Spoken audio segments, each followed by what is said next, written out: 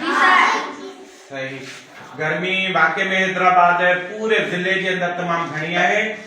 ताके खबर है त असांजो हैदराबाद जिलो जंहिंमें ही असांजो स्कूल बचे तो ताके हैदराबाद बैराड़ी में हाजी मेहराब तो लगी त हैदराबाद जिलो सॼो हीट स्ट्रोक जे खतरे में आहे। हीट स्ट्रोक शदीद गर्मी जंहिंमहिल उस पवंदी आहे के माण्हू जे दिमाग़ ते उस ईंदी आहे पघर ईंदो आहे त उहो दिमाग़ ते असर कंदी आहे। ताके खबर है कल हुसड़ी में हिकिड़ो वाक़ियो थियो जंहिंमें हिकिड़ी छोकिरी गुज़ारे वई आहे उहा इन हीट स्ट्रोक जे करे गर्मी जे करे गुज़ारे वई आहे। तव्हांखे ख़बर तव्हां ॿुधी हूंदी ॻाल्हि इहा बिल्कुलु। सो असांखे बि इहो ई खपे त जंहिंमहिल स्कूल में तव्हां अचो पिया त पंहिंजे पाण खे महफ़ूज़ रखो गर्मी खां। पाण खां गॾु हिकिड़ी पाणी जी बोतल थधी या नॉर्मली जेके पाण खां गॾु रखो उन में ग्लूकोज़ मिलाए पाण खां गॾु रखंदा करो।